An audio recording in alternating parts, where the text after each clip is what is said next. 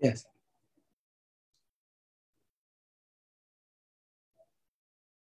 Ya, tafadhal. Bismillahirrahmanirrahim. Assalamualaikum warahmatullahi wabarakatuh. Alhamdulillahirabbil alamin wassalatu wassalamu ala asyrafil anbiya'i wal mursalin wa ala alihi wa ashabihi wa man tabi'ahum bi ihsanin ila yaumiddin, amma ba'du. Alhamdulillah, kita selalu bersyukur, memuja dan memuji Allah Subhanahu wa taala, Rabbul Izzati wal Jalalah, yang senantiasa memberikan kepada kita rahmat, karunia, taufik, hidayah, kasih sayang yang luar biasa. Tentunya harapan kita bersama adalah bagaimana kita selalu istiqamah di dalam agama Allah Subhanahu wa taala sampai kita berjumpa dengan Allah Subhanahu wa taala. Kemudian salawat beriringkan salam kita aturkan buat baginda yang tercinta, Nabi yang mulia Muhammad bin Abdullah sallallahu alaihi wasallam. Rasulullah sallallahu alaihi wasallam adalah rasul yang paling sayang kepada kita sebagai umatnya. Rasulullah sallallahu alaihi wasallam senantiasa berusaha berjuang agar risalah dan dakwah ini sampai kepada kita bersama sehingga kita menjadi ummatun Muhammadiyah. Allahumma salli ala Muhammad wa ala ali Muhammad kama sallaita ala Ibrahim wa ala ali Ibrahim innaka Hamidum Majid. Allahumma barik ala Muhammad wa ala ali Muhammad kama barakta ala Ibrahim wa ala ali Ibrahim innaka Hamidum Majid. Ikhwatal Islam, saudara kaum muslimin, kaum muslimat, ikhwani, akhawati, a'azzani Allah wa iyyakum.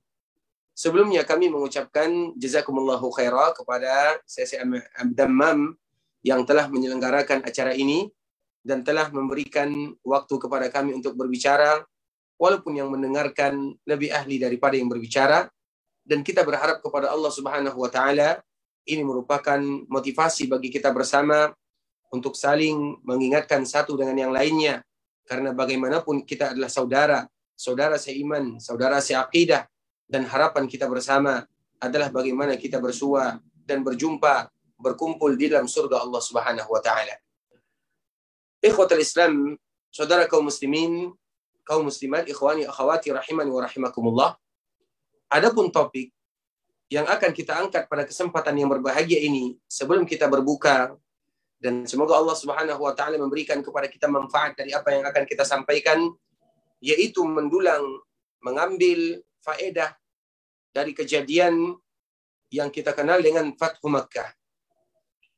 Ada beberapa peristiwa yang dialami oleh Rasulullah SAW dan para sahabatnya, dan peristiwa tersebut adalah peristiwa yang terjadi di bulan Ramadan yang mulia. Perang Badar, Fathu Makkah adalah peristiwa-peristiwa yang sangat bersejarah di dalam Islam. Bahkan Allah Subhanahu wa taala mengabadikan di dalam Al-Qur'an. Dan di antara intisari faedah yang bisa kita ambil darinya adalah bagaimana kejadian ini adalah kejadian yang terjadi di bulan Ramadan. Sehingga faedah yang pertama yang bisa kita ambil, bahwa Ramadan tidak akan pernah menghalangi kita untuk beraktivitas. Bahwa Ramadan tidak akan pernah menghalangi kita untuk melakukan sesuatu yang terbaik. Bahkan Ramadan adalah ajang, momen di mana kita harus berlomba dan berpacu untuk meraih pahala dari Allah Subhanahu wa taala, karena memang di bulan Ramadan adalah bulan di mana Allah berbagi-bagi hadiah kepada kita bersama. Ikhwatul Islam, kita mengetahui di antara salah satu penyebab kenapa terjadi Fathu Makkah. Fathu Makkah adalah sebuah peristiwa yang sangat indah, momen yang sangat bersejarah, terutama bagi penduduk Mekah, di mana mereka melihat secara langsung bagaimana Rasul kita yang mulia sallallahu alaihi wasallam. Rasulullah sallallahu alaihi wasallam betul-betul menunjukkan di sana siapa dirinya yang sebenarnya. Rasulullah sallallahu alaihi wasallam memberikan kepada kita contoh yang terindah bagaimana bermuamalah walaupun itu dengan musuh kita sekalipun. Sebelum kita membahas tentang perkara ini, kita akan menyebutkan sedikit kenapa terjadi Fathu Makkah dan kapan terjadi Fathu Makkah.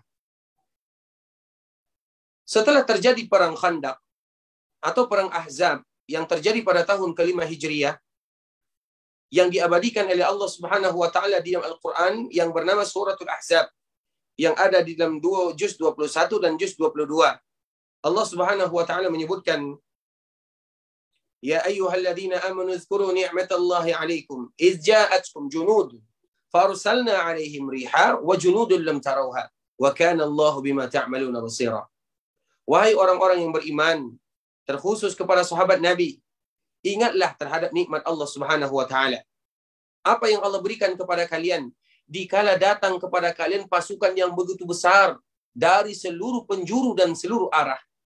Dari luar, dari dalam, orang-orang musyrikin bersekutu dengan kelompok-kelompoknya untuk menghabisi kaum muslimin. Ija'ukum min fawqikum wa min asfala minkum wa izzaghatil absar. Ketika mata kalian terbelalak, ketika kalian merasa takut, ketika mereka berkumpul untuk menghabisi kaum muslimin, namun di sanalah Allah Subhanahu wa taala memberikan pertolongan yang sangat indah. Sehingga perang Ahzab ini disebutkan oleh para ulama merupakan perang terakhir di mana orang-orang Quraisy Mekah melawan Rasulullah SAW. Jadi perang Ahzab dikala Allah Subhanahu wa taala sudah memberikan pertolongan kepada kaum muslimin, di mana Allah memporak-porandakan tenda mereka. Diutus oleh Allah tentaranya dari angin, habis semua perbekalan mereka. Sehingga akhirnya mereka pun meninggalkan kota Madinah, kemudian mereka pergi ke kota Mekah, dan itu merupakan yang terakhir, yang mana tidak akan pernah lagi mereka datang ke kota Madinah untuk mengganggu kaum muslimin. Kemudian setelahnya, pada tahun ke-6 Hijriah, maka di sanalah Rasulullah SAW ingin melaksanakan ibadah umrah. Namun qaddarullah, orang-orang Quraisy mereka menghalangi Rasulullah dan para sahabatnya, sehingga terjadilah di sana yang bernama Perjanjian Hudaybiyah, sebuah daerah yang tidak jauh dari kota Mekah yang bernama Al-Hudaybiyah. Kemudian setelah terjadinya Perjanjian Hudaybiyah, terjadi gencatan senjata antara kaum muslimin dan orang-orang musyrikun. Maka terjadilah pengkhianatan. Ada sebagian orang-orang Quraisy, mereka yang berkhianat, mereka yang mengingkari janji yang telah disepakati antara mereka dengan Rasulullah SAW, dan itulah yang menyebabkan kenapa terjadinya Fathu Makkah, karena orang-orang Quraisy mereka berkhianat terhadap Rasulullah dan mereka ingkar terhadap janji yang telah disepakati bersama Rasulullah SAW. Kemudian akhirnya pun Rasulullah SAW mempersiapkan pasukan perang. Dibawalah pasukan kaum muslimin yang berjumlah sekitar 10, ada yang menyebutkan 14.000 banyaknya. Mereka berangkat dari kota Madinah menuju Mekah. Itulah yang disebutkan oleh Allah Subhanahu wa taala, inna fatahna laka fatham mubina. Kami berikan kepada kamu kemenangan yang nyata ya Rasulullah. Dikala Rasulullah SAW masuk ke kota Mekah, dan ini terjadi pada bulan Ramadan. Fathu Mekah terjadi pada bulan Ramadan, yang mana di bulan Ramadan ini tidak menyurutkan semangat para sahabat berpuasa, dan banyak di antara mereka yang berpuasa. Padahal mereka melakukan perjalanan dan perjuangan yang sangat berat sekali. Namun di samping itu juga mereka masih bisa dan sanggup untuk beribadah kepada Allah. Karena memang apabila dorongan iman, maka apapun akan dilalui, rintangan sebesar apapun mudah untuk dihadapi. Yang mana pada akhirnya, dikala Rasulullah SAW dan para sahabatnya sampai di kota Mekah, tidak ada perlawanan di sana. Dan siapa di antara mereka yang bisa menghadapi Rasulullah dan para sahabatnya, yang jumlahnya sekitar 14.000 jumlahnya, pasukan yang banyak, bergetar, goncang kota Mekah. Tidak ada di antara mereka yang melakukan perlawanan, karena Rasulullah SAW memerintahkan para sahabatnya untuk masuk ke kota Mekah dalam keadaan berpencar dan mengelilingi kota Mekah pada saat itu. Ada yang masuk dari kanan, ada yang masuk dari kiri, ada yang masuk dari depan, dari belakang. Semuanya dikelilingi oleh Rasulullah dan para sahabatnya. Tidak ada perlawanan di sana, kecuali perlawanan yang sedikit saja. Perlawanan yang dihadapi oleh Saifullah, yang baru saja masuk ke dalam agama Islam. Khalid ibn al-Walid, yang dia belum lama masuk ke dalam agama Islam. Namun dikala Islam masuk ke dalam diri dan jiwanya, maka dia menunjukkan bagaimana perjuangannya bersama Rasulullah SAW. Ketika Khalid masuk bersama rombongannya, maka dihalangi oleh Ikrimah. Ikrimah ini adalah Abu Jahal, yang ayahnya tewas di perang Badar. Dan tentunya dia kesal, balas dendam. Dialah yang menghalangi.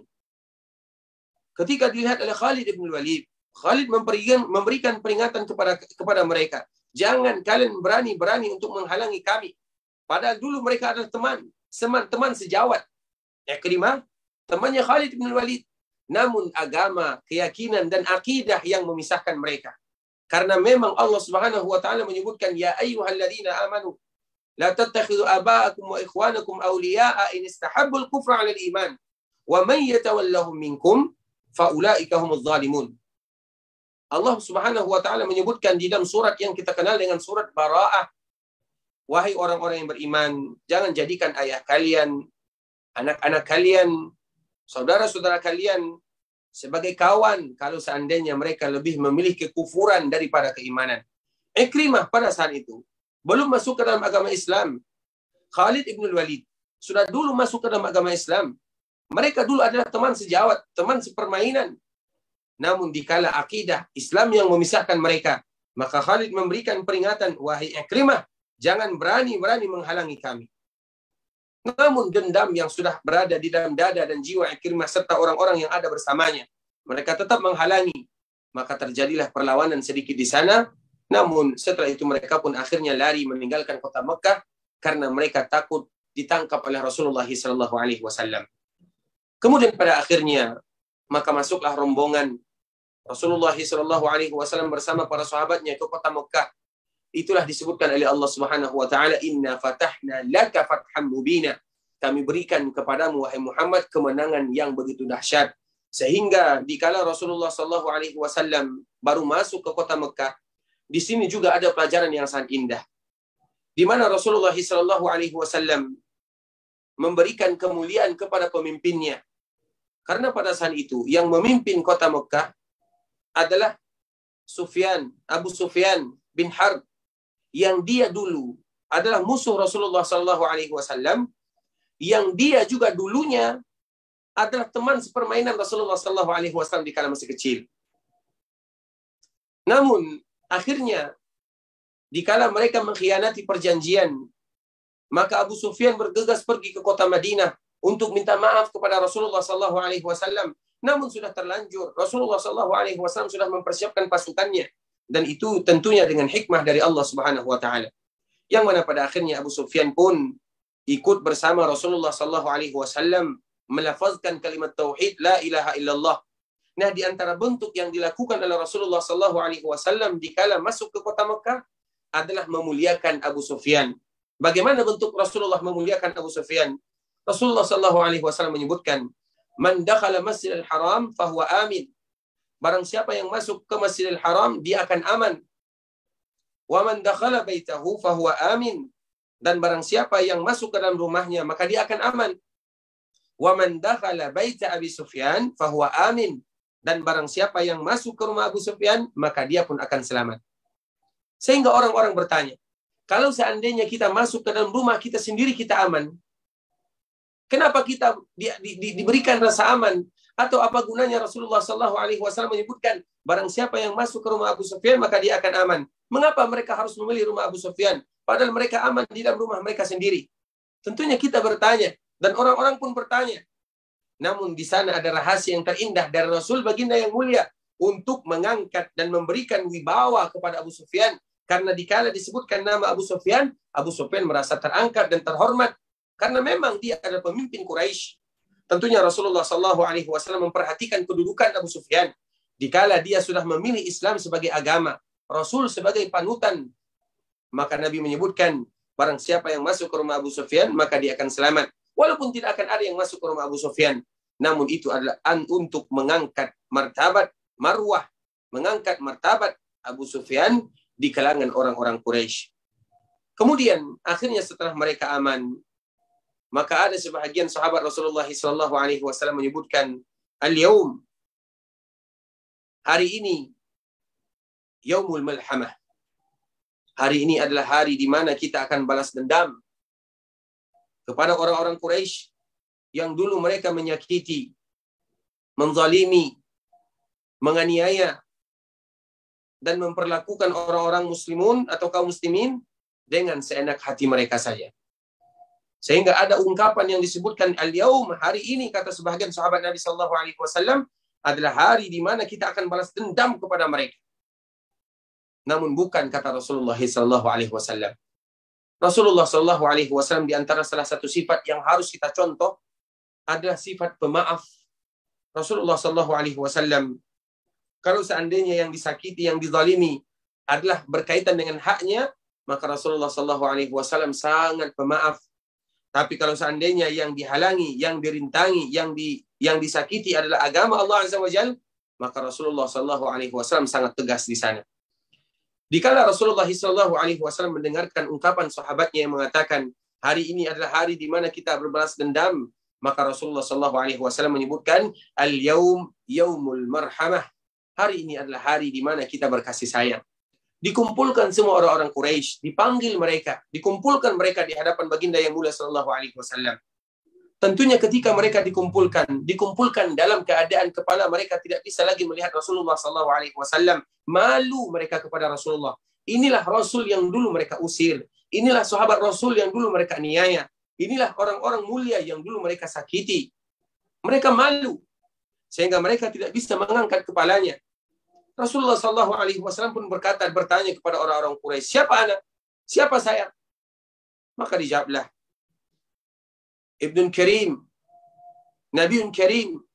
Nabi Muhammad SAW adalah Nabi yang mulia, akhun Karim, saudara yang mulia. Disebutkan oleh orang-orang Quraisy. Karena memang Rasulullah SAW adalah orang yang mulia. Orang yang mulia, keturunan yang mulia, keluarga yang mulia, anak daripada Nabi yang mulia, mulia nasab Rasulullah SAW. Karim, akhun Karim, engkau adalah orang yang mulia. Maka di sanalah Rasulullah SAW memberikan contoh suri tauladan yang indah, yang paling berat kita untuk melakukannya, yaitu memaafkan orang-orang yang pernah menyakiti hati Rasulullah SAW. Bahkan ada di antara mereka yang membunuh keluarga Nabi. Ada di antara mereka yang menzalimi keluarga Nabi. Ada di antara mereka yang menyakiti putri-putri Nabi Sallallahu Alaihi Wasallam. Ada di antara mereka yang melakukan kejahatan yang luar biasa kepada Rasulullah Sallallahu Alaihi Wasallam. Namun apa kata Rasulullah Sallallahu Alaihi Wasallam? Rasul ingat itu semua. Namun Rasul memberikan contoh yang terindah kepada kita. Dan ini merupakan contoh yang harus kita berusaha untuk melakukannya. Apa dia? Yaitu memaafkan. Sehingga Rasulullah SAW mengatakan, izhabu fa antum mutlaqa. Pergilah kalian, wahai orang-orang Quraisy, sesungguhnya kalian adalah orang-orang yang bebas. Rasulullah SAW tidak memberikan hukuman kepada mereka. Kalau seandainya Rasul ingin, Rasulullah SAW bisa balas dendam kepada orang-orang Quraisy yang mereka dulu menyakiti, membunuh para sahabat Nabi. Namun itu bukan sifat Rasulullah SAW. Rasulullah SAW memiliki akhlak yang mulia, akhlak yang terpuji, yang kita harus berusaha mencontoh dalam kehidupan sehari-hari. Akhirnya orang-orang Quraisy, mereka merasa malu. Inilah Nabi yang dulu kita perangi. Inilah dulu Nabi yang kita zalimi. Nabi yang luar biasa, yang memaafkan kesalahan kita bersama. Yang mana pada akhirnya, dikala mereka menyaksikan bagaimana mulianya akhlak Rasulullah SAW, mereka pun akhirnya masuk ke dalam Islam dalam keadaan afwaja, yaitu berbondong-bondong penduduk Mekah masuk ke dalam agama Islam. Dan pada saat itulah kota Mekah terkenal dengan kota Islam yang kedua setelah kota Madinah, dikala Rasulullah SAW sudah lama meninggalkannya.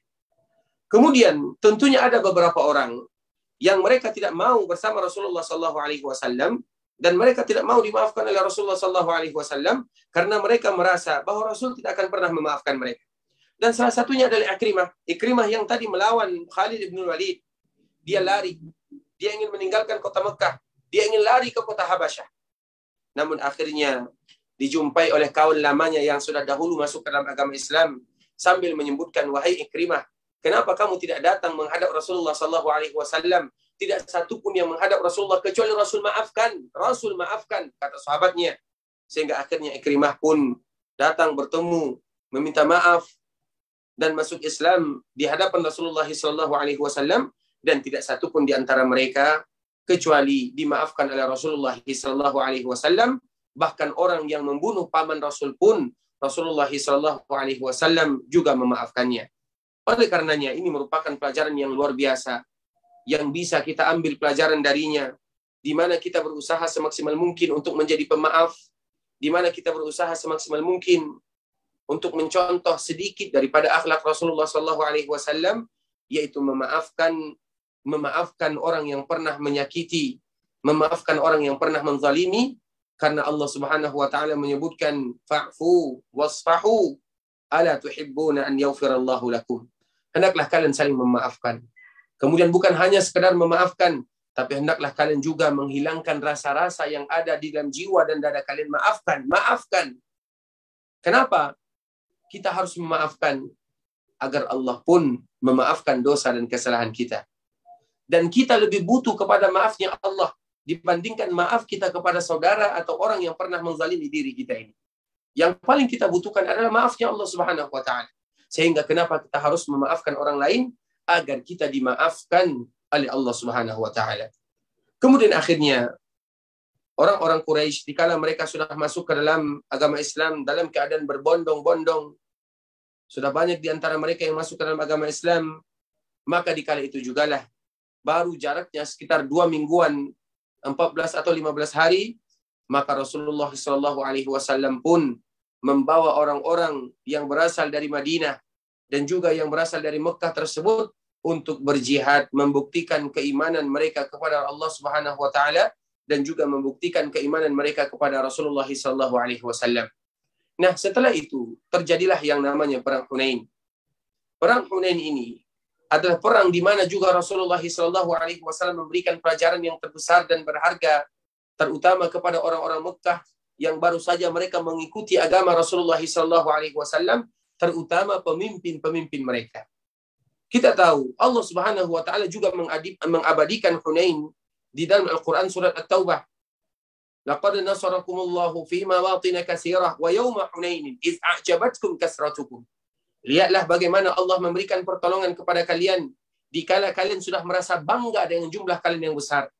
Ketika orang-orang Mekah berkumpul dengan orang-orang Madinah yang mana mereka sudah beriman dan masuk ke dalam agama yang dibawa oleh baginda yang mulia, maka mereka semuanya pergi ke perang Hunain untuk mengikuti, mentaati perintah baginda yang mulia sallallahu alaihi wasallam, jumlah yang sangat besar. Sehingga mereka merasa takjub, ini adalah jumlah yang besar, kita tidak akan pernah terkalahkan. Sehingga di awal peperangan Hunain, maka mereka semuanya meninggalkan Nabi kecuali sedikit saja. Kemudian akhirnya Rasulullah memanggil mereka, wahai kalian penduduk Ansar, wahai kalian penduduk Mekah, wahai kalian penduduk Madinah. Akhirnya mereka mendengarkan suara Nabi. Kemudian mereka kembali bersama Nabi, yang mana pada akhirnya Allah berikan pertolongan kepada mereka. Kemudian di dalam kisah ini ada pelajaran yang sangat indah, di mana ketika Rasulullah SAW mendapatkan harta ghanimah, Rasulullah SAW tidak membagikan seperti biasanya.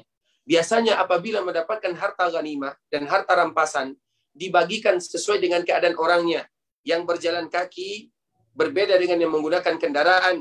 Karena yang menggunakan kendaraan, mereka lebih butuh biaya besar untuk merawat dirinya dan juga merawat kendaraannya. Dibagi rata oleh Rasulullah SAW sesuai dengan kebutuhan masing-masing. Namun pada perang ini berbeda. Ada perbedaan. Sehingga muncul isu-isu kecemburuan dari kalangan sahabat yang mereka tidak mendapatkan harta rampasan. Dan Rasul tahu itu. Dan Rasul mengapa melakukan yang demikian? Untuk pelajaran yang sangat berharga. Terutama kepada penduduk Mekah yang baru saja mereka masuk ke dalam agama Allah Subhanahu wa taala. Dikala terjadi dan setelah terjadi perang Hunain, maka banyak harta rampasan yang mereka dapatkan dan didapatkan oleh Rasulullah sallallahu alaihi wasallam. Kemudian orang-orang Madinah yang tadi berjalan bersama Nabi menuju Mekah yang jumlahnya sekitar 10 sampai 14 ribuan orang tidak mendapatkan bagian daripada harta ghanimah dalam perang Hunain tersebut. Lantas siapa di antara mereka yang mendapatkan perang Hunain atau ghanimahnya?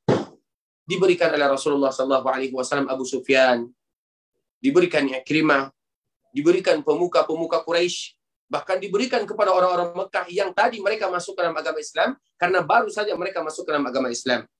Sehingga orang-orang Madinah mereka bertanya-tanya, mungkinkah Rasulullah SAW sudah lupa kepada kita? Dikala Nabi sudah kembali ke kota Mekah tempat kelahirannya, Nabi berjumpa dengan kawan-kawan tempat permainannya dulu di waktu Nabi kecil, mungkin Nabi lupa kepada kita. Karena Nabi memberikan kepada Abu Sufyan 100 ekor unta. Ditambah lagi 100, ditambah lagi 100. 300 diberikan kepada Ikrimah. Yang dia adalah anaknya Abu Jahal. Yang musuh kaum muslimin dahulunya. Begitu juga pemimpin-pemimpin yang lainnya diberikan kepada orang-orang Mekah.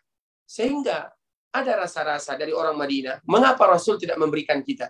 Apakah Rasul mulai lupa kepada kita?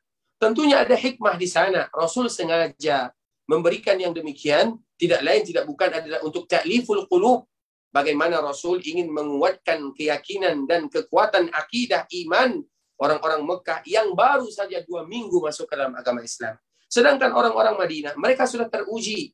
Mereka tidak pernah, ketika Islam masuk ke kota Madinah, Islam masuk ke kota Madinah adalah contoh yang luar biasa. Karena Islam masuk di kota Madinah adalah dengan mukjizat Al-Quran. Ketika orang-orang Madinah meminta Rasulullah untuk mengutus sahabatnya mengajarkan kepada mereka Al-Quran, maka Nabi mengutus Mus'ab bin Umair radhiyallahu ta'ala anhu. Sehingga sebelum Nabi datang ke kota Madinah, Madinah semuanya sudah masuk dalam agama Islam dengan Al-Quran. Tentunya berbeda Madinah dengan Mekah. Madinah mereka betul-betul berbeda dengan orang-orang Mekah pada waktu itu. Sehingga Rasulullah SAW mengetahui orang Madinah punya kekuatan iman yang sangat kuat. Sehingga mereka disebut dengan Al-Ansar. Sedangkan orang-orang Mekah, mereka masih baru. Butuh ta'liful qulub, al-mu'allaf. Itulah yang disebut dengan mu'allaf. Yaitu mereka yang baru saja masuk ke dalam agama Islam untuk mengokohkan kekuatan iman mereka. Maka Rasulullah memberikan harta kepada mereka dengan jumlah yang sangat luar biasa. Dan ini juga merupakan pelajaran yang berharga kepada kita bersama. Dikala kita memuliakan yang dulunya mereka memiliki pangkat dan jabatan, agar mereka tetap berada di dalam agama Allah Subhanahu wa taala dan istiqamah di atasnya, walaupun tujuan utama kita tidak lain tidak bukan adalah mengharapkan pahala dan ridha dari Allah Subhanahu wa taala. Oleh karenanya, ikhwatul Islam, saudara kaum muslimin, kaum muslimat, ikhwani, akhwati, rahimani wa rahimakumullah, ini merupakan beberapa hal yang bisa kita ambil, kita petik pelajarannya dari peristiwa Fathu Makkah, di mana pelajaran yang paling indah yang bisa kita ambil di sana adalah bagaimana rasa maaf Rasulullah SAW yang sangat luar biasa. Dan tentunya kita berusaha untuk mencontoh Rasulullah. Kita berusaha untuk memaafkan orang-orang yang pernah menganiaya, menzalimi. Karena orang yang memaafkan, Allah pun akan memaafkan dirinya. Terakhir sekali, ayat yang barusan kita bacakan, yaitu tentang fa'fu wasfahu ala tuhibbuna an yaghfirallahu lakum. Hendaklah kalian memaafkan, hendaklah kalian berbesar hati. Tidakkah kalian suka dikala kalian memaafkan dan berbesar hati kepada orang yang pernah melakukan kesalahan? Allah Subhanahu wa taala akan maafkan kalian. Kita akan sebutkan sedikit sebelum kita menutup dan membuka sesi tanya jawab atau poin yang kedua pada kesempatan yang berbahagia ini. Ayat ini adalah ayat yang turun kepada Abu Bakar As-Siddiq radhiyallahu taala anhu dikala Allah memberikan teguran kepadanya secara khusus dan memberikan teguran kepada kita secara umum. Yang mana tentunya putri Abu Bakar adalah Aisyah, istrinya Rasulullah sallallahu alaihi wasallam. Dikala pada saat itu dituduh melakukan perbuatan zina, na'udzubillah, tersebar Aisyah melakukan perbuatan noda dan perbuatan nista. Rasul pun belum dapat memastikan apa sebenarnya yang terjadi karena Rasul tidak mengetahui. Rasulullah SAW tidak tahu apa yang terjadi karena Nabi tidak mengetahui perkara yang gaib sampai Allah menurunkan wahyu kepada Rasulullah SAW. Dan di antara mereka yang menyebarkan berita gosip, yang menyebarkan bahwa Aisyah melakukan perbuatan nista tersebut adalah Mistah. Mistah itu adalah keponakannya Abu Bakar. Kemudian Mistah ini berarti sepupunya Aisyah. Dia ikut menyebarkan isu-isu gosip yang beredar di kota Madinah pada saat itu. Dan bahkan dia adalah seorang yang miskin. Bahkan dia diberikan belanja mingguan oleh Abu Bakar As-Siddiq. Coba bayangkan. Abu Bakar yang memberikan kepadanya belanjaan. Abu Bakar yang menjaganya. Tahu-tahunya dia menuduh sepupunya anak orang yang senantiasa memberikan kepadanya belanja. Coba kita bayangkan. Kita bawakan kepada diri kita. Ada orang, keluarga, atau tetangga miskin. Kita berikan kepadanya uang mingguan agar dia bisa makan, agar dia bisa belanja. Tahu-tahunya dia menuduh kita atau menuduh anak kita melakukan perbuatan nista. Apa yang akan kita lakukan? Kita bawa kepada diri kita. Sehingga Abu Bakar sebagai seorang manusia, dia mengatakan setelah Allah menurunkan wahyu kepada Rasulullah SAW bahwa ternyata Aisyah adalah wanita yang mulia yang tidak mungkin melakukan perbuatan nista. Maka apa kata Abu Bakar kepada Mistah? Wahai Mistah, kenapa kamu ikut-ikutan menyebarkan gosip? Bahkan kamu menuduh Aisyah melakukan perbuatan nista. aku tidak akan pernah lagi memberikan belanja kepadamu. Kata Abu Bakar kepada Mistah. Kemudian baru saja Abu Bakar mengatakan yang demikian karena ayatnya bersambung dan disambung oleh Allah Subhanahu wa taala, pelajaran bagi kita bersama. Apa kata Allah Subhanahu wa taala ketika Abu Bakar mengatakan yang demikian? Fa'fu wasfahu, maafkan ya Abu Bakar. Berlapang dadalah kamu, lupakan semuanya. Ala tuhibbuna an yaghfirallahu lakum? Tidakkah engkau suka dikala Allah Subhanahu wa taala yang memaafkan dirimu? Ketika ayat ini turun, Abu Bakar langsung mengatakan, bala ya Allah, iya ya Allah, aku lebih suka ampunanmu. Nah, itulah pahala yang didapatkan oleh mereka-mereka yang suka memaafkan, sebagaimana yang dicontohkan oleh baginda yang mulia sallallahu alaihi wasallam ketika terjadi Fathu Mekah yang barusan kita sebutkan. Ikhwatal Islam, saudara kaum muslimin, kaum muslimat, ikhwani akhwati rahimani wa rahmakumullah, tentunya kita tidak berlama-lama karena tidak pas rasanya dikala kita berlama-lama berceramah, berkata-kata, sedangkan kita dalam keadaan berpuasa, mungkin menunggu kita sedang berbuka, dan semoga Allah Subhanahu wa taala memberikan kebahagiaan kepada kita sebagaimana yang dijanjikan oleh Rasulullah sallallahu alaihi wasallam, lis-shaimi farhatan, bagi mereka yang berpuasa akan mendapatkan dua kebahagiaan, kebahagiaan dikala mereka berbuka dan kebahagiaan dikala mereka berjumpa dengan Allah Subhanahu wa taala. Ikhwatal Islam, mungkin sampai di sini yang bisa kita sebutkan. Salah dan janggal kami mohon maaf. Sekarang kita buka sesi tanya jawab. Kalau seandainya ada di antara kita yang ingin bertanya atau yang ingin menyampaikan sesuatu usulan ataupun masukan, maka kami persilakan, dan semoga Allah Subhanahu wa taala selalu memberikan kemudahan kepada kita bersama. Barakallahu fikum wa jazakumullahu khairan. Bismillah, walhamdulillah, wassalatu wassalamu ala rasulillah wa ala alihi wa sahbihi wa man wala. Syukran wa jazakallahu khairan Ustadz atas ilmu dan faedah yang antum sampaikan. Insyaallah akan menjadi ilmu yang sangat bermanfaat bagi kami dan menjadi ilmu yang sangat bermanfaat bagi kami. Amin amin ya rabbal alamin. Toyib, bagi ikhwan dan akhwat yang ada di sini atau yang ada di rumah, jika mempunyai pertanyaan bisa disampaikan secara langsung dengan cara raise hand terlebih dahulu, atau bisa melalui chatbox everyone, atau bisa menyampaikan ke Saifuddin Abu Rumayso. Toyib Ustadz, ini ada pertanyaan yang masuk Ustadz. Assalamualaikum Ustadz, barakallahu fiik Ustadz. Anda pernah dengar Nabi SAW tidak pernah membunuh seorang pun dari orang kafir. Benarkah pernyataan ini Ustadz? Jazakallahu khairan. Barakallahu fikum wa jazakumullahu khairan. Nabi adalah Nabiur Rahmah. Nabi adalah Nabi yang diutus oleh Allah Subhanahu wa taala rahmatan lil alamin. Dan juga di antara salah satu sifat Rasulullah sallallahu alaihi wasallam sebagaimana yang digambarkan dan dilukiskan oleh Allah di akhir surah At-Taubah, laqad ja'akum rasulun min anfusikum azizun 'alaihi ma 'anittum harisun 'alaikum bil mu'minina raufur rahim. Ini merupakan sifat gambaran bagaimana mulianya Rasulullah sallallahu alaihi wasallam. Rasulullah sallallahu alaihi wasallam secara langsung tidak pernah melakukan pembunuhan. Bukan berarti Rasulullah sallallahu alaihi wasallam lemah. Karena orang yang tidak ikut berperang dan tidak bisa melawan musuh karena lemah berbeda dengan mereka yang bukan karena lemah. Rasulullah sallallahu alaihi wasallam bukan berarti lemah. Bahkan disebutkan oleh Anas bin Malik radhiyallahu taala anhu, Rasulullah sallallahu alaihi wasallam memiliki kekuatan 40 atau 30 dibandingkan dengan manusia biasa. Kita lihat Umar bin Khattab, bagaimana kekuatannya, bagaimana kuat dirinya. Kalau seandainya dibandingkan dengan Nabi yang mulia, tidak ada bandingannya. Namun Nabi sallallahu alaihi wasallam tidak pernah mengatakan saya orang kuat. Nabi tidak pernah memperlihatkan kekuatan yang diberikan oleh Allah Subhanahu wa taala kepada dirinya, karena memang di antara sifat yang mulia adalah menyembunyikan kelebihan yang Allah berikan kepada kita. Nah, ketika berperang, kita lihat di mana Rasulullah sallallahu alaihi wasallam. Rasulullah sallallahu alaihi wasallam hanya mengatur strategi. Rasulullah sallallahu alaihi wasallam berada di tendanya berdoa kepada Allah Subhanahu wa taala. Rasul tidak ikut secara langsung kecuali di dalam beberapa peperangan, dan diantaranya adalah di dalam perang Uhud. Nah, apakah Rasulullah sallallahu alaihi wasallam pernah membunuh secara langsung? Tentunya tidak.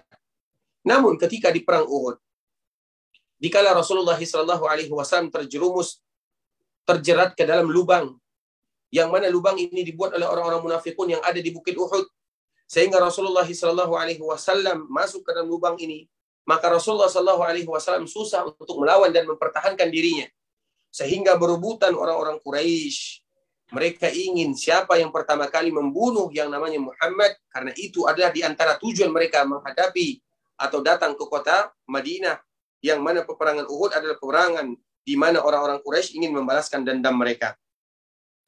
Kemudian dikala ada salah seorang yang berasal dari Quraisy, musyriku Quraisy, ingin menghampiri Rasulullah SAW dan menebaskan pedangnya kepada Rasulullah SAW, maka Rasul tidak ada pilihan. Maka Rasul ambil sebuah tombak. Kemudian Rasulullah SAW membela dirinya dengan tombak tersebut, yang mana pada akhirnya membuat luka sedikit kepada orang-orang musyrik ini, atau kepada orang musyrik ini.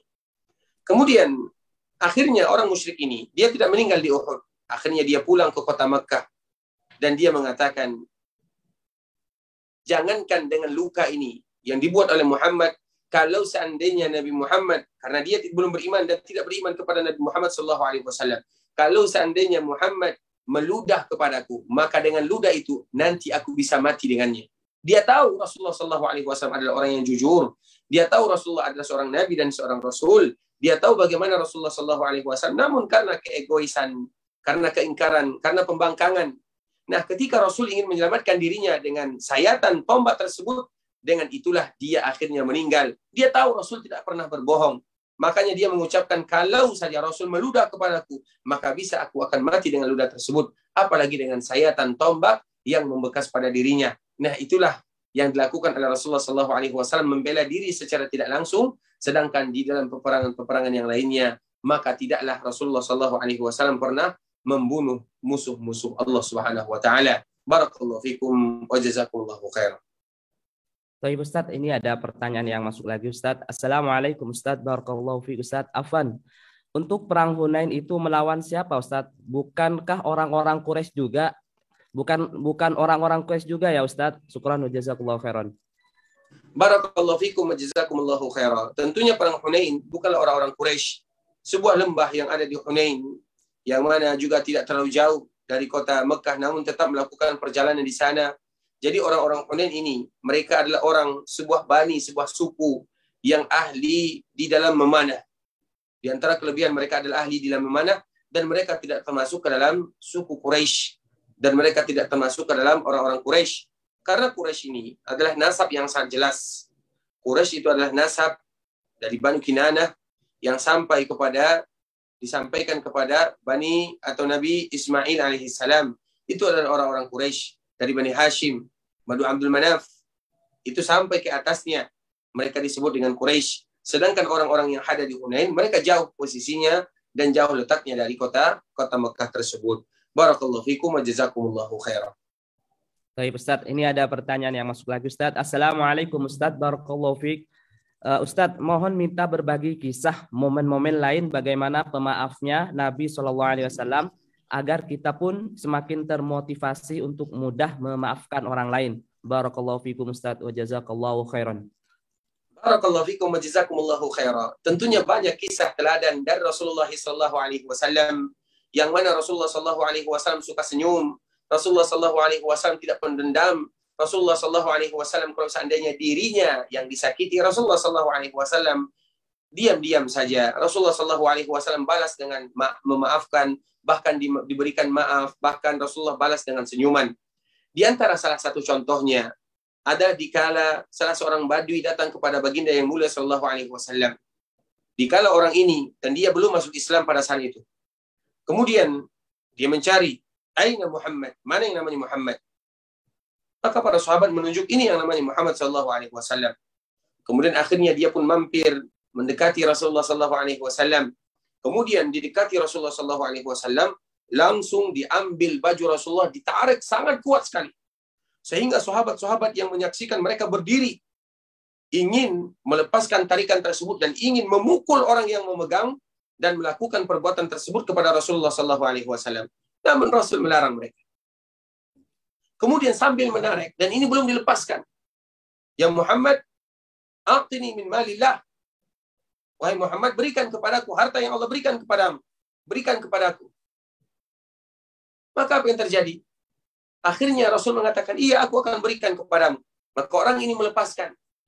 Ketika dilepaskan, maka terjadi atau ada bekas di belakang atau di leher Rasulullah SAW, saking kuatnya tarikan orang tersebut. Coba bayangkan, seorang pemimpin, seorang nabi, seorang rasul, datang orang tiba-tiba melakukan yang demikian kepada Rasulullah. Coba bayangkan kita sebagai ketua RT saja, atau sebagai seorang camat saja, dipermalukan. Siapa yang bisa menerima? Tidak ada. Tapi itulah Rasulullah SAW. Bahkan tidak sampai begitu saja. Rasulullah SAW mengatakan kepada orang tersebut, wahai fulan, itu ada kambing di sana, ambil, bawa semuanya. Ternyata kambing tersebut satu lembah banyaknya, banyak sekali. Dia pun akhirnya tanpa berkata-kata meninggalkan baginda yang mulia dan membawa semua kambing tersebut. Ternyata apa yang terjadi? Dia pulang kepada kaumnya sambil mengatakan, ya kaum aslimu, fa inna Muhammadan la yakhshal faqar. Wahai Muhammad, wahai kaumku, masuk Islamlah kalian, karena Muhammad tidak takut yang namanya kefakiran. Apa yang terjadi? Karena memaafkan Rasulullah SAW, karena sukanya memaaf, tidak membalas dendam, tidak marah. Apa yang terjadi? Banyak orang-orang yang masuk Islam lantaran Rasulullah SAW. Masih banyak kisah lagi ikhwatul Islam, kisah-kisah yang sangat indah. Bagaimana Rasulullah SAW memaafkan saudaranya, bahkan memaafkan istrinya. Dan juga kisah yang kedua adalah bagaimana Rasulullah bermuamalah dengan istrinya. Kita tahu, dikala Rasulullah SAW berada di rumah Aisyah, maka ada salah seorang istri mengantarkan makanan. Ada yang menyebutkan Sofiyah, ada yang menyebutkan Ummu Salamah, ada yang menyebutkan istri Nabi yang lainnya. Kemudian Aisyah, coba bayangkan, Aisyah istri Nabi, dan Nabi ada di rumahnya. Kemudian di rumah tersebut banyak tamunya, banyak para sahabat. Kemudian ada istri yang lain mengantarkan makanan. Ketika sampai di rumah Aisyah, maka diambil oleh Aisyah, dipecahkan oleh Aisyah. Coba bayangkan, di depan orang. Coba istri kita yang seperti itu melakukan perbuatan, kita ada tamu, kemudian dia marah seperti itu, cemburu. Rasul melihat, sahabat melihat. Apa jawaban Rasulullah SAW? Dan bagaimana tanggapan Nabi yang mulia SAW? Rasulullah SAW mengumpulkan makanan tersebut sambil mengucapkan nampan dengan nampan. Maknanya, nampan yang tadi dibuat oleh Ibunda Aisyah yang sudah pecah harus diganti dengan nampan. Namun Rasulullah SAW tidak berkomentar lebih daripada itu, karena mereka semua adalah kekasih hati Rasulullah SAW, dan kita harus selalu mendahulukan rasa maaf kita kepada orang-orang yang kita cintai, orang-orang yang dekat dengan kita, agar kita tenang kehidupannya dalam kehidupan dunia ini. Barakallahu fikum wa jazakumullahu khairan. Toib, bagi jamaah yang ada di sini, jika mempunyai pertanyaan bisa disampaikan. Silahkan. Fadol. Fadol.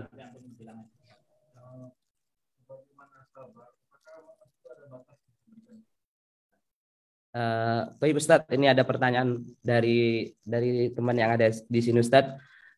Sebagaimana sabar, apakah sabar itu ada batasnya Ustadz? Maaf. Sebagaimana sabar, apakah maaf itu ada batasnya Ustadz? Syukran, jazakallahu khairan. Barakallahu fikum wa jazakumullahu khairan. Semoga Allah Subhanahu wa taala menjaga kita bersama dan memberikan kepada kita sifat yang mulia ini, yaitu sifat suka memaafkan orang lain. Apakah memaafkan itu ada batasnya? Tentunya kata-kata maaf dengan kata-kata sabar ada dua hal yang bisa disamakan, namun bisa juga dibedakan. Disamakan kenapa? Karena orang yang pemaaf tentunya adalah berlandaskan karena kesabaran yang mereka miliki. Namun kadang-kadang maaf tidak semuanya bisa dimaafkan. Ada yang bisa dimaafkan dengan syarat, ada juga yang tidak bisa dimaafkan dengan konsekuensi atau dengan alasan-alasan tertentu. Oleh karenanya dalam permasalahan seperti ini, maka kata-kata maaf itu adalah bagian daripada sabar, namun bukan sabar semuanya. Atau bukan sabar secara keumuman. Karena maaf itu adalah bagian daripada ibadah. Dan bagian daripada ibadah tentunya harus ada kesabaran di sana. Sehingga bisa kita katakan antara umum dan khusus. Sabar ini sifatnya umum, dan ibadah sifatnya khusus.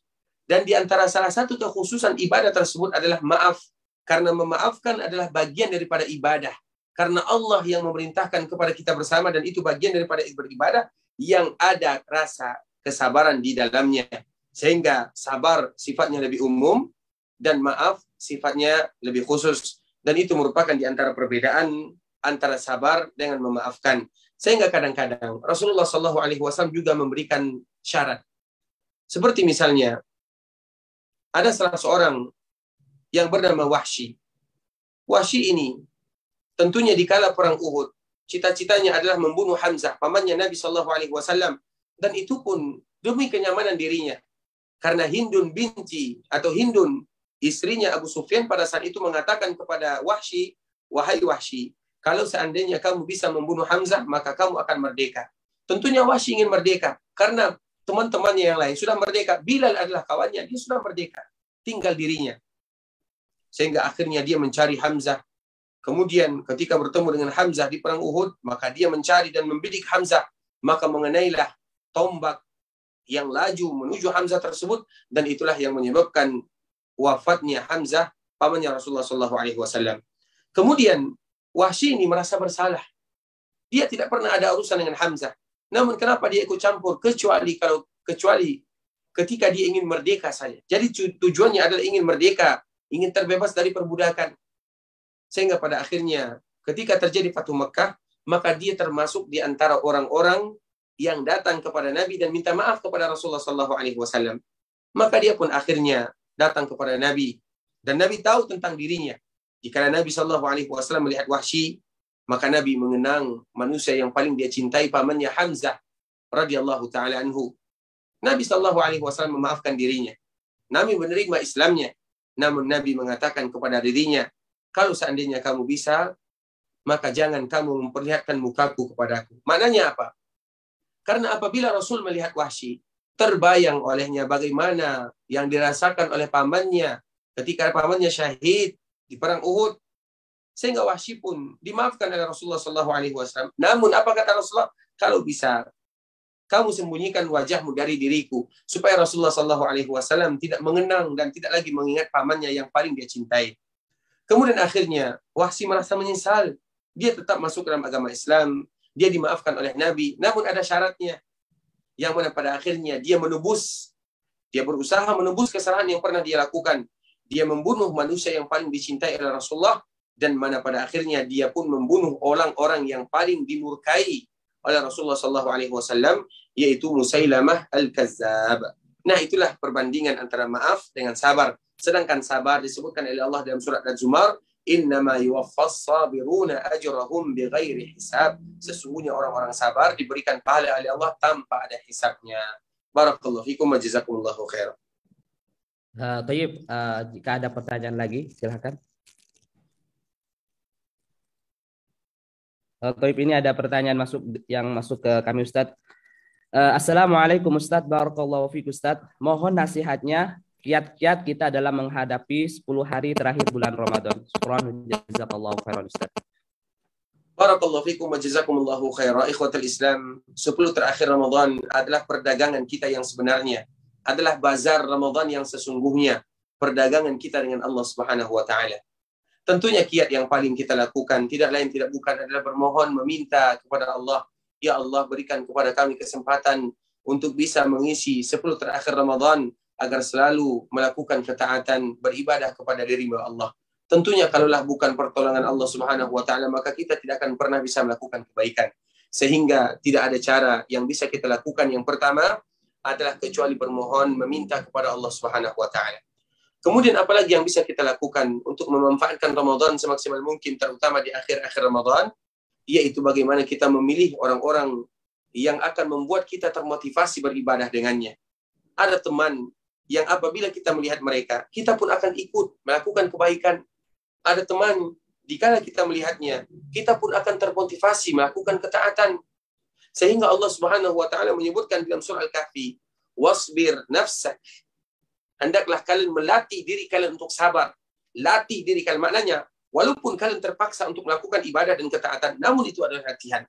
Latihan memperkuat diri untuk melakukan ketaatan kepada Allah. Wasbir nafsak. Sabarkan dirimu. Kemudian apa kata Allah Subhanahu wa taala? Ma'al ladzina yad'una rabbahum. Namun kesabaran ini bagaimana caranya supaya tumbuh dan supaya tetap bertahan? Yaitu bersama orang-orang yang selalu beribadah kepada Allah. Maknanya apa? Dikala kita melihat orang-orang yang rajin beribadah kepada Allah, kita pun akan termotivasi, terinspirasi untuk senantiasa melakukan kebaikan. Lihat mereka. Lihat mereka. Cari teman yang kita malu berbuat maksiat bersamanya. Ma'al ladzina yad'una rabbahum bil ghadati wal 'ashiyyi yuriduna wajhah. Bersabarlah kalian, beribadahlah kalian bersama orang-orang yang hanya menginginkan pahala dan wajah Allah Subhanahu wa taala. Itu adalah di antara kiat yang juga bisa kita lakukan. Kemudian juga di antara kiat yang bisa kita lakukan adalah sambungan daripada ayat ini. Wala ta'du 'ainaka anhum turidu zinatal hayatid dunya. Kalau kalian ingin beribadah kepada Allah Subhanahu wa taala, jangan kalian mengelilingi atau membolak-balikkan mata kalian terhadap mereka-mereka yang hanya tujuan mereka adalah dunia. Karena apabila kita berteman dengan pencinta dunia, maka tentunya kita pun akan ikut bersamanya. Ketika melihat mereka beli mobil, kita pun akan ingin beli mobil. Bagaimana caranya? Ketika mereka membeli rumah mewah, kita pun akan bertanya bagaimana caranya, bagaimana solusinya, bagaimana ininya. Wala ta'du 'ainaka anhum. Dan jangan kalian membolak-balikkan mata kalian. Turiduna zinatul hayatid dunya. Bagi mereka yang hanya fokus mencari dunia, kemudian mereka meninggalkan agama dan beribadah kepada Allah Subhanahu wa taala. Oleh karenanya itu merupakan di antara kiat yang bisa kita lakukan. Masih banyak lagi kiat-kiat yang lainnya, dan intinya adalah kita bermohon dan selalu meminta kepada Allah pertolongan agar kita dimudahkan beribadah kepada Allah, terutama 10 terakhir Ramadan. Barakallahu fikum. Baik Ustadz, ini ada pertanyaan yang masuk lagi Ustadz. Assalamualaikum Ustadz, barakallahu fiik. Afwan Ustadz, izin bertanya di luar materi. Bagaimana perasaan antum ketika ditunjuk menjadi pengisi kajian untuk jamaah Indonesia di Masjid Nabawi? Semoga Allah menjaga antum Ustadz, barakallahu fiik. Barakallahu fikum, jazakumullahu khairan. Tentunya ini bukan ini hanya sekedar cerita saja ya. Ini di luar materi dan tidak ada hubungannya dengan pengajian kita pada sore hari ini. Namun karena itu merupakan pertanyaan yang berkaitan dengan perasaan, tentunya siapa yang tidak merasa bangga bisa duduk di Masjid Rasulullah SAW. Kita datang saja ke sana sudah bangga dan bahagia. Apalagi kalau seandainya kita diberikan amanah untuk bisa menyampaikan sedikit daripada ilmu yang kita bisa sampaikan, menyampaikan Al-Quran dan juga hadis-hadis Rasulullah SAW, dan itu merupakan nikmat dari Allah Subhanahu wa taala, dan semoga kita bersama selalu bisa bersyukur kepada Allah Subhanahu wa taala. Yang alhamdulillah sebelum kita sudah diisi oleh senior-senior kita, Ustaz Anas, kemudian Ustaz Abdullah Rai, kemudian Ustaz Firanda, kemudian setelah itu Pakum beberapa tahun lamanya. Kemudian setelah itu ada kerjasama antara Masjid Rasulullah SAW dengan kampus Universitas Islam Madinah. Dan alhamdulillah tanpa disangka dan tanpa dikira, yang mana pada waktu itu kami seperti keadaan sekarang ini berada di Indonesia. Kemudian ada muncul nama, dan kami tidak menghiraukan. Ada 4 orang nama, ada 4 nama yang ketika muncul di sana, maka kami merasa biasa-biasa saja. Karena kami tidak tahu untuk apa nama ini.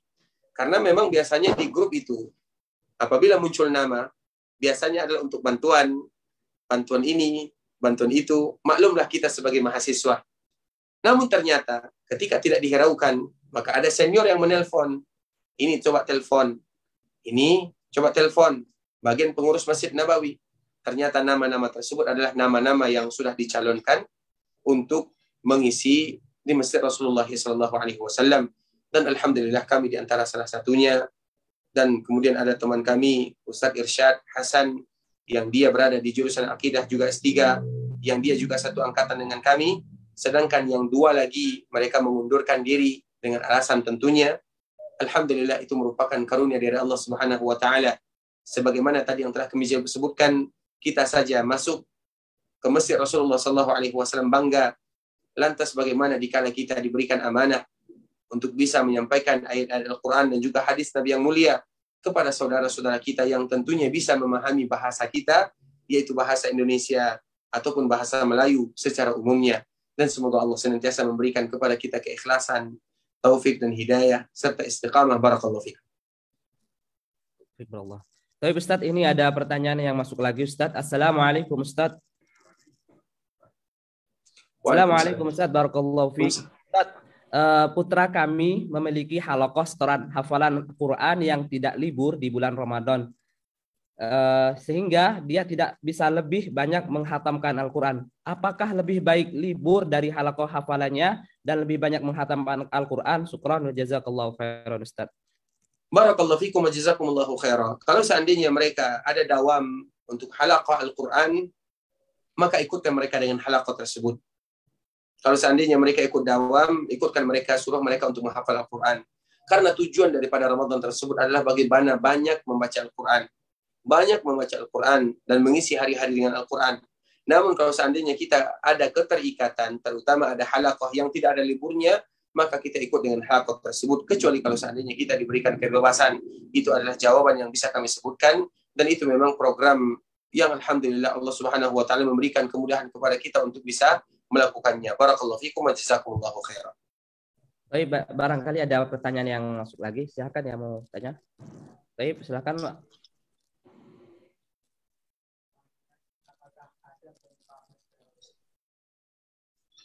Baik Ustadz, ini ada pertanyaan dari jamaah di sini Ustadz. Ustadz, apakah perang Hunain ada penyebab khususnya Ustadz? Barakallahu fikum wa jazakumullahu khairan. Tentunya kita harus mengetahui Hunain itu tidak jauh dari kota Mekah. Dan mereka juga ahli mengatur strategi. Dan mereka juga sudah mulai menakuti kaum muslimin, orang-orang Hunain. Sehingga daripada mereka datang ke kota Mekah, yang mana orang-orang Mekah baru saja mereka masuk ke dalam agama Islam, belum terlalu kokoh keimanannya, maka Rasulullah SAW membawa pasukannya, membawa orang-orang yang sudah masuk Islam ke sana, terlebih dahulu memberikan bahwa ini adalah Islam, bahwa mereka tidak akan pernah takut dan gentar menghadapi orang-orang yang akan memberikan ancaman kepada kaum muslimin, yang mana pada akhirnya Allah Subhanahu wa taala memberikan pertolongan kepada kaum muslimin dan Allah mengabadikan tentang Hunain di dalam Al-Qur'an sebagaimana tadi yang telah kita jelaskan. Barakallahu fikum wa jazakumullahu khairan. Baik Ustadz, ini ada pertanyaan yang masuk lagi Ustadz. Assalamualaikum Ustadz, barakallahu fiik. Apakah akhlak mulia merupakan ilmu tingkat tinggi karena untuk menggapainya kok super sulit sepertinya Ustadz? Mohon nasihatnya Ustadz, barakallahu fiik. Barakallahu fikum wa jazakumullahu khairan. Akhlak itu sendiri adalah Al-Quran. Akhlak itu sendiri adalah ilmu. Sehingga kita tidak bisa membedakan antara akhlak dengan ilmu itu sendiri. Karena kita semakin berilmu, tentunya semakin berakhlak. Makanya dikala Aisyah ditanya tentang Rasulullah SAW, apa jawaban Aisyah? Kana khuluquhu Al-Quran. Akhlaknya Rasulullah itu adalah Al-Quran. Dan di dalam Al-Quran itu adalah semua ilmu yang ada. Sehingga ilmu dengan akhlak, dan seseorang semakin berilmu, akan semakin berakhlak. Bagaimana mereka akan berakhlak kalau mereka tidak memiliki ilmu? Jadi akhlak itu standarnya apa? Itu yang harus kita ketahui bersama. Akhlak itu sendiri adalah agama. Akhlak itu sendiri adalah dikala kita membahas Al-Quran dan Sunnah Nabi yang mulia SAW. Sedikit demi sedikit kita akan mengetahui bagaimana keadaan, bagaimana kita bermuamalah, bagaimana kita berinteraksi, bagaimana kita berakhlak. Karena akhlak itu diambil dari kata-kata khalaq. Khalaq itu bisa jadi yang pertama, karena akhlak itu bisa menjadi dua makna. Yang pertama, akhlak itu diambil dari kata-kata khalaq. Khalaq itu adalah bagaimana ciptaan kita. Ciptaan kita, bagaimana kita diciptakan. Ada orang yang diciptakan betul-betul bentuknya sudah bagus, murah senyum, murah menyapa. Itu adalah bagian daripada akhlak yang itu disebut dengan jibilli. Itu akhlak yang sudah tertanam di dalam dirinya. Nah, ketika dikasih bumbu Al-Quran, ketika dikasih bumbu tentang sunnah Nabi SAW, maka ini semakin berkembang dan semakin berkembang. Namun ada orang yang tidak demikian. Memang dia harus belajar dan dia harus melatih dirinya. Bagaimana cara melatih dirinya? Yaitu dengan belajar agama Allah Subhanahu wa taala. Sehingga di antara bentuk yang harus kita lakukan agar kita memiliki akhlak yang mulia, yaitu bagaimana kita mempelajari Nabi, bagaimana kita melihat Nabi. Salah satu contoh yang tadi kita sebutkan, bagaimana Nabi memiliki sifat yang sangat pemaaf. Itu adalah bagian daripada akhlak. Dan itu adalah akhlak yang dicontohkan baginda yang mulia. Wa innaka la'ala khuluqin azim. Engkau betul-betul memiliki suri tauladan akhlak yang besar, kata Allah Subhanahu wa taala kepada Rasulullah sallallahu alaihi wasallam. Sehingga dengan kita belajar Nabi seperti ini, kita pun berusaha mencontohkannya. Oh, Nabi seperti ini dengan keluarganya, kita akan mencontohnya. Oh, Nabi seperti ini dengan sahabatnya, kita akan mencontohnya. Oh, Nabi seperti ini dengan anak-anak, kita akan mencontohnya. Itulah akhlak. Jadi akhlak, ilmu, agama ada sesuatu yang tidak bisa terpisahkan. Orang yang akan memiliki akhlak yang mulia adalah mereka yang akan selalu belajar agama Allah Subhanahu wa taala, karena barometer akhlak itu adalah agama itu sendiri. Barakallahu fikum wa jazakumullahu khairan. Baik Ustadz, ini ada pertanyaan yang masuk lagi Ustadz. Assalamualaikum Ustadz, barakallahu fiik. Bagaimana sikap kita dengan orang yang menzalimi kita Ustadz? Apakah boleh membalas dengan mendoakan keburukan kepada si fulan? Syukran, jazakallahu khairan Ustadz. Barakallahu fikum wa jazakumullahu khairan. Allah Subhanahu wa taala menyebutkan di Al-Qur'an, barang siapa yang ingin membalas kezaliman dengan kezaliman yang serupa, maka tidak menjadi masalah. Namun Allah melanjutkan firman-Nya, faman afa. Kembalikan lagi, faman afa. Barang siapa yang memaafkan, kata Allah Subhanahu wa taala. Maknanya apa? Anjuran untuk memaafkan bagi orang yang melakukan kezaliman terhadap kita. Misalnya ada orang yang melakukan kezaliman terhadap kita, kemudian kita doakan dia mendapatkan keburukan sesuai dengan kezaliman yang dia lakukan. Itu adalah balasan bagi mereka di dunia. Namun kita harus ingat hadis baginda yang mulia. Ada di dalam surga orang yang ditawarkan dan diperlihatkan oleh Allah kepadanya surga. Ketika orang tersebut diperlihatkan kepadanya surga, dia pun tertarik. Dan siapa yang tidak tertarik? Kenikmatan, keindahan yang luar biasa. Kemudian apa kata Allah Subhanahu wa taala? Tidakkah kamu ingin membeli surga tersebut? Maka dia mengatakan, bagaimana saya bisa membelinya ya Allah? Apa kata Allah Subhanahu wa taala? Kalau kamu bisa memaafkan saudaramu yang pernah menzalimi dirimu, maka itulah harga surga itu sendiri. Allahu Akbar. Memaafkan berat, namun balasannya surga. Tidakkah ingin mendapatkan surga? Kalau seandainya kita mendoakan keburukan baginya, sesuai dengan kezaliman yang dia lakukan, habis perkara. Tidak ada lagi jatah bagi kita nanti di akhirat kelak. Tidak ada. Namun kalau kita berusaha mendoakan kebaikan untuknya, mendoakan hidayah, agar dia mendapatkan hidayah, agar dia diberikan kemudahan untuk tidak lagi melakukan kezaliman, maka ketahuilah surga yang diberikan balasan oleh Allah Subhanahu wa taala, karena memang surga itu adalah tawaran Allah yang maha berharga. Barakallahu fikum wa jazakumullahu khair. Baik, silakan bagi jamaah yang mempunyai pertanyaan. Silakan, Pak.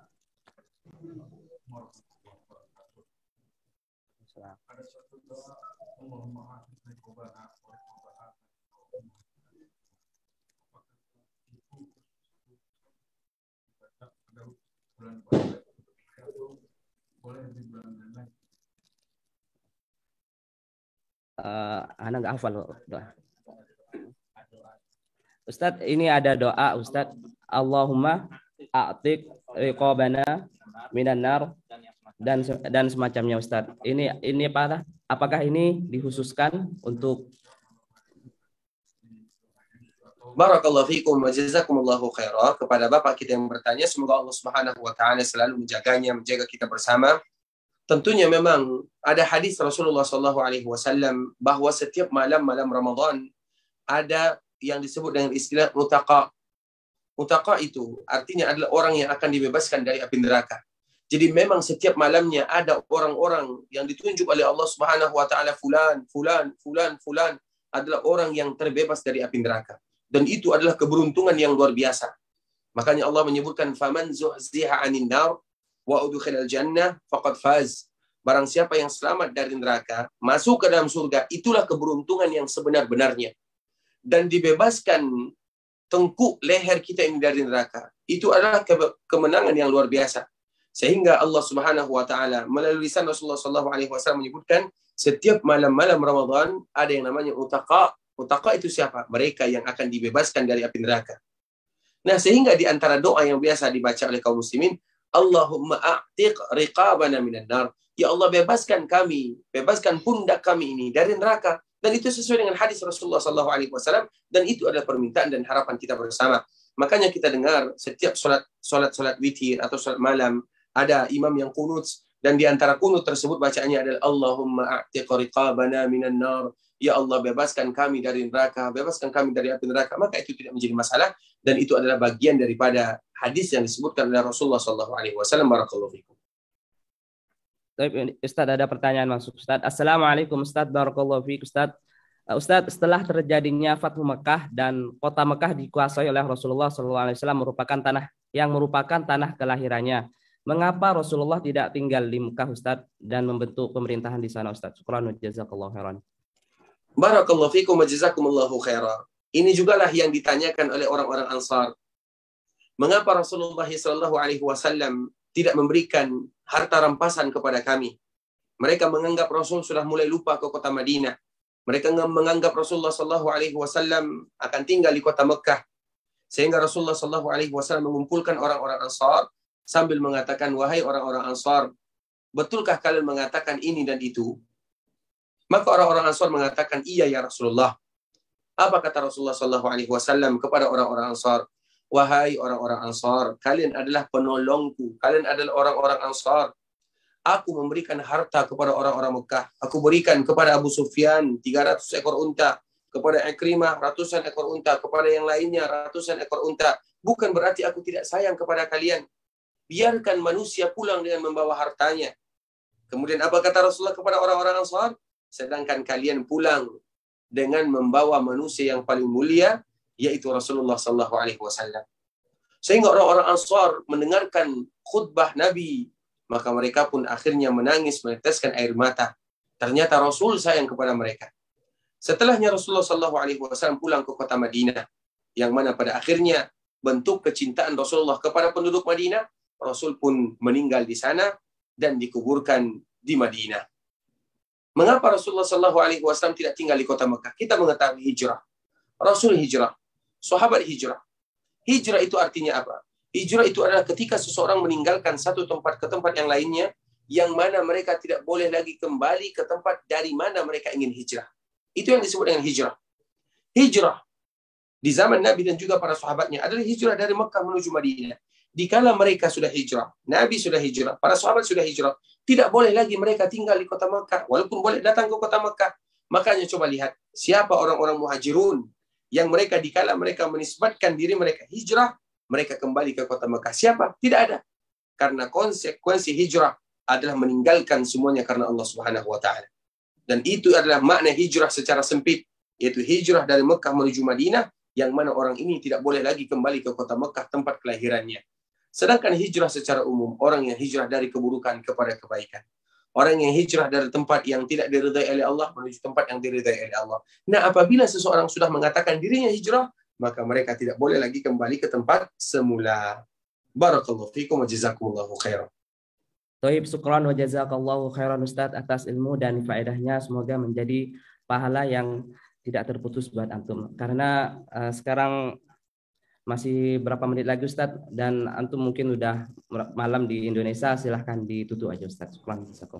Barakallahu fikum kepada Isya Damam. Semoga Allah Subhanahu wa taala menjaga mereka semuanya dan juga menjaga kita yang ikut mendengarkan ocehan dari kami. Walaupun sebagaimana tadi yang telah kami sebutkan, yang mendengarkan tentunya lebih ahli daripada yang berbicara. Namun tujuan kita adalah saling mengingatkan satu dengan yang lainnya.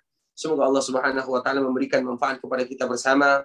Allah Subhanahu wa taala menerima amal ibadah kita. Allah Subhanahu wa taala menerima salat kita, menerima puasa kita, menerima zakat kita, dan menerima seluruh aktivitas yang kita lakukan di bulan Ramadan, dan kita termasuk orang-orang yang dibebaskan dari neraka Allah Subhanahu wa taala.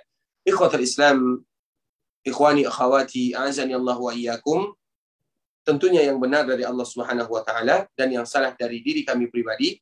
Dan karena kekurangan ilmu kami, karena kebodohan dan kejahilan kami mohon maaf kalau seandainya ada kata-kata yang salah dan silaf. Dan kita tutup dengan membaca doa kafaratul majlis. Subhanakallahumma bihamdika asyhadu an la ilaha illa anta astaghfiruka wa atubu ilaik. Wa sallallahu wa sallim ala nabiyyina wa habibina Muhammadin wa ala alihi wa sahbihi wa sallama tasliman katsira. Assalamualaikum warahmatullahi wabarakatuh.